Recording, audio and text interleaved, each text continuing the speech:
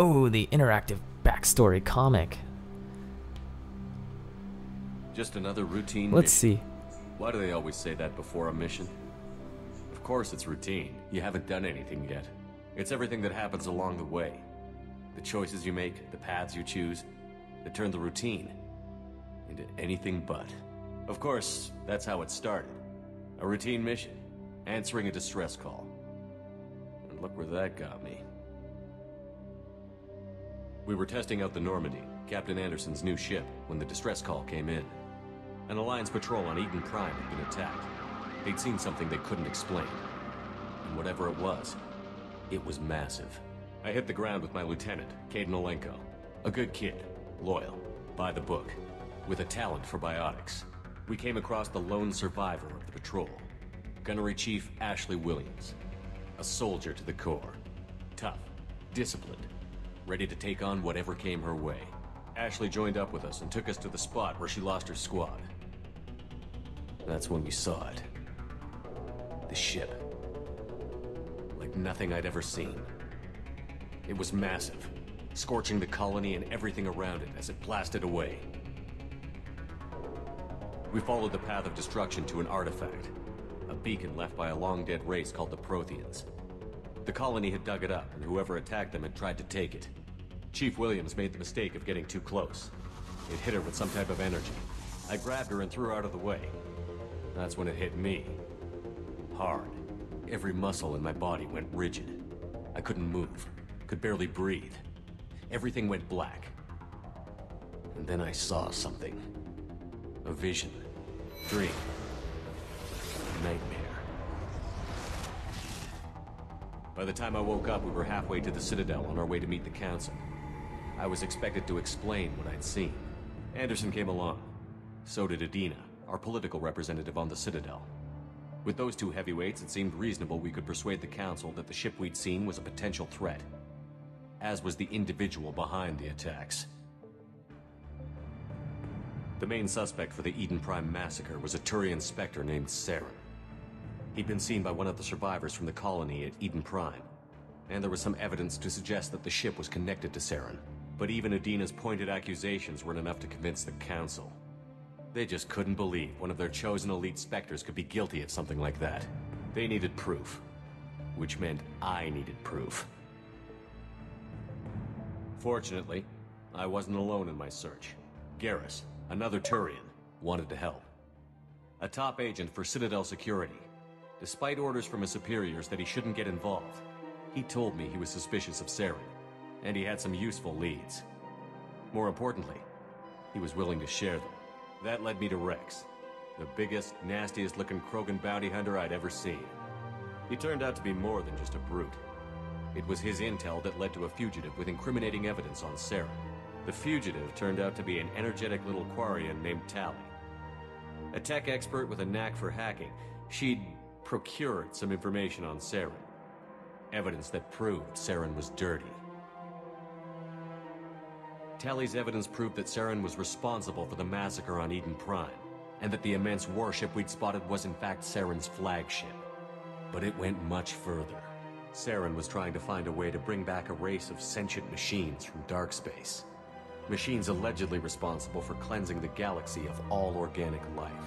These Reapers were blamed for wiping out all life 50,000 years ago, including the Protheans, then disappearing back through the mass relays to dark space, leaving no trace they'd ever been. That explained why Saren was after the beacon, and it made some sense out of my visions. But not much else. We couldn't convince the Council that the Reapers were a threat, but they agreed Saren had to be stopped. They stripped him of his Spectre status and gave me the honor of becoming the first human Spectre. My first task? Bring down Saren. Anderson decided to stay behind, giving up his ship, the Normandy.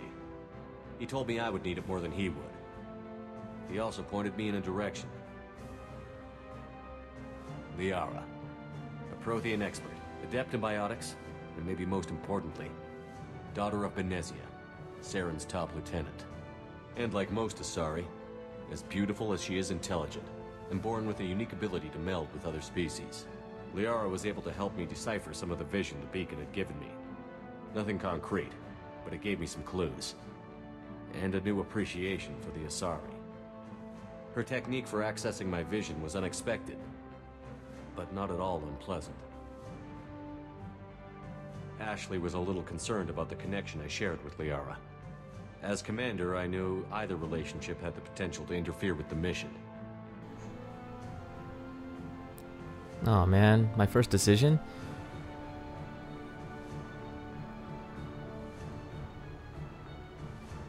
The mission comes first? Oh! Oh! Do I really have to choose? I don't want to do good.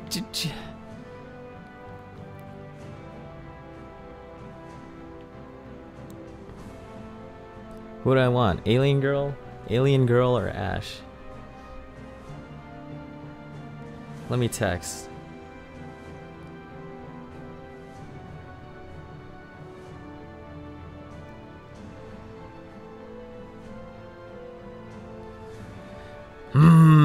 This is a tough decision.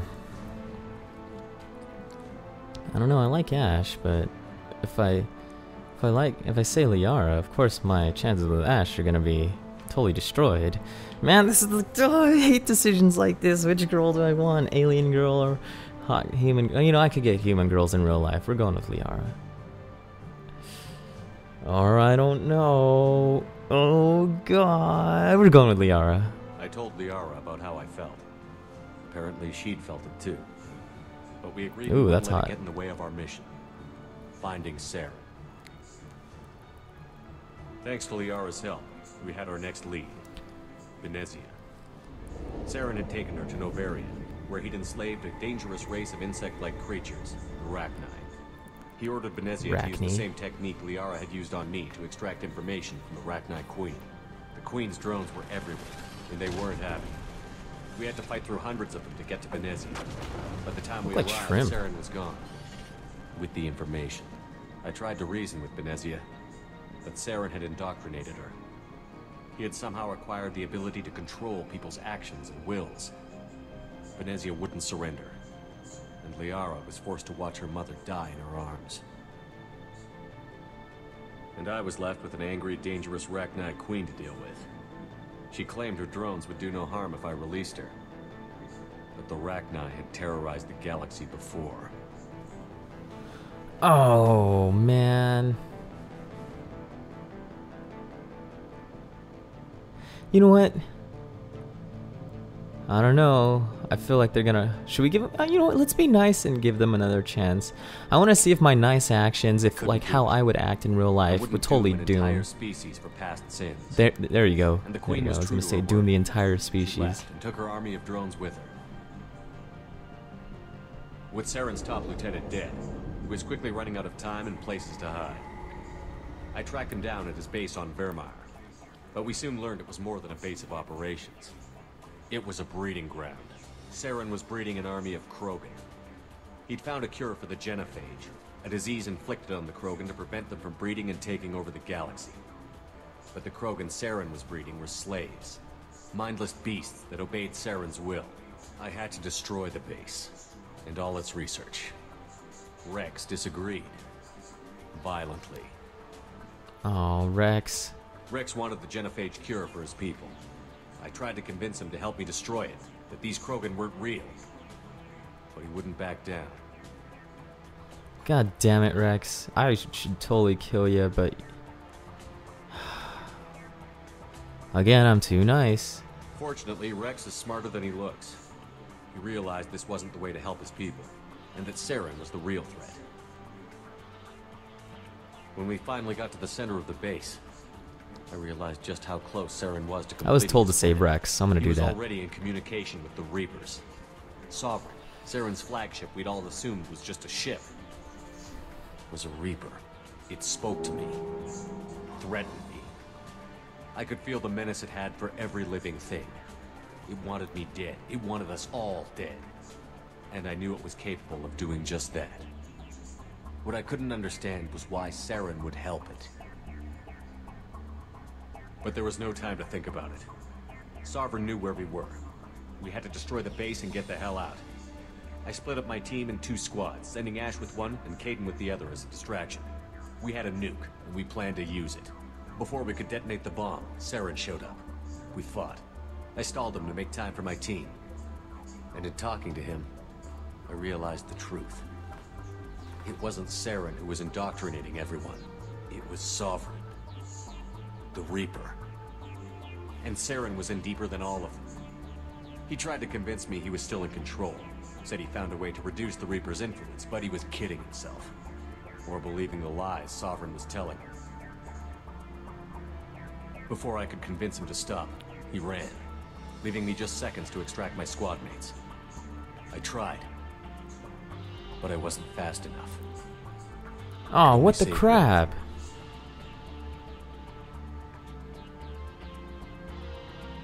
I don't know Caden.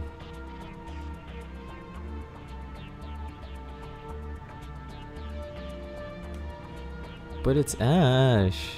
Ashley. Caden. Ashley. Who's Caden? I don't even know who Caden is. Well, Caden, I'm sorry. Ash was a good friend and a great soldier. But I had to choose, and I chose Caden. That was the last time Saren would slip away from me. Wait, did I do my decisions wrong? One of us would die, with my team mostly intact. We chased Saren and his army to Ilos, a long-lost... Aw, damn it, I wanted to save Ash. As we prepared for what we knew would be a desperate fight, I spoke to my crew. We were just one ship, against Saren's growing army. I assured them all that despite the odds, we could defeat him. But Liara saw through my words. She knew I was hurting after Ash's death. She could sense my doubts. We both knew this mission could be our last. Until that moment, we'd put our feelings aside for the sake of that mission. But why wait? We gave in to each other, and it was perfect. While it lasted. We arrived on Ilos, close behind Saren. Once on the planet, we discovered a Prothean databank that helped me put the final pieces of my vision together. The Reapers had come 50,000 years ago, and every 50,000 years before that, each time purging the galaxy of life. The Protheans had fought and died, like every species before them. But a few survived long enough to leave a parting gift. The Protheans had discovered that the Citadel was the key to controlling the mass relays. By sabotaging the Citadel, they found a way to close the relays to dark space, slowing the Reapers' return, giving us the time we needed to find a solution to stop the Reapers once and for all. Saren knew this.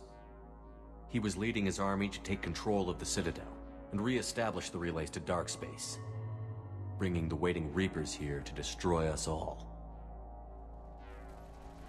We followed him to the Citadel. It was intact, but heavily damaged. He had caught the Council fleets by surprise, and they were only now regrouping. And with Sovereign as his flagship, there was little hope the fleets could counterattack with enough strength to take back the Citadel. But Saren was done running, and I was done chasing him. As the Alliance and Citadel fleets battled Saren's army outside, I cornered the Turian bastard in the Citadel tower and confronted him. He died believing that the Reapers would save him.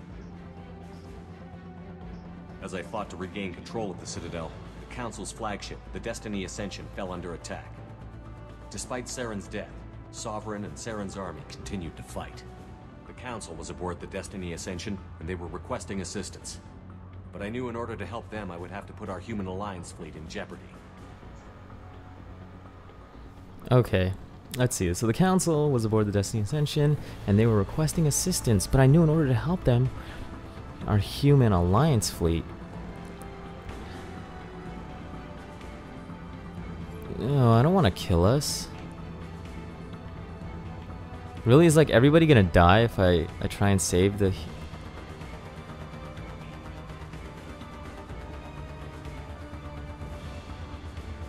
Shoot, why are these decisions so tough? Oh, my head. Oh, I want to save the Council, but I feel like I'm not gonna be able to. Like, I don't want to lose any of my members, but the Council... God damn it, god damn it, god damn it, god damn it, god damn it. Why are these choices so hard? I'm sorry, I gotta save my team. The Council could be replaced. The fleets were needed here and now if we were gonna defeat Sovereign. Even with the Citadel back in my control, Saren defeated, and the Normandy leading the combined galactic fleet, the battle against Sovereign, a single Reaper, was relentless. It took the combined fleets of humanity and the other races, but in the end, Sovereign fell. But the costs were immense. While humanity's efforts in the war earned us our first seat on the Council, it was a hollow victory. The Reapers were still out there. I knew the fight was far from over, but as the one who'd led the fight against Saren, I was given new responsibilities.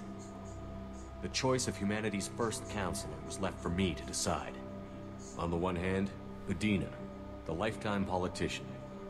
Ruthless and ambitious, he would easily navigate the political landmines that would soon be put in front of him. The other choice, Captain Anderson, the career soldier. Tough but fair, but a friend, and someone I could trust. Both great leaders in their own right. Dude, Anderson's my homie. Anderson didn't want the job, which was a sure sign he'd be perfect for it. No ambition to get in the way. Ah, damn it. The threat had passed. In time, the Council would rebuild itself. The Citadel could be repaired. He didn't want the job. Why Even didn't he the pain just... of lost friends would fade. But none of that mattered if the Reapers were still out there. And if they were all as powerful as Sovereign, we had to find a way to stop Oh yeah, that's right. He didn't want I to join had us to on the find a fight, so way. he just probably wanted to get Gathered away my from all crew, this. Took my ship, and went in search of answers. Officially, the Council would only say I was assigned to cleanup duty, rooting out any remnants of Saren's army. Just another routine mission.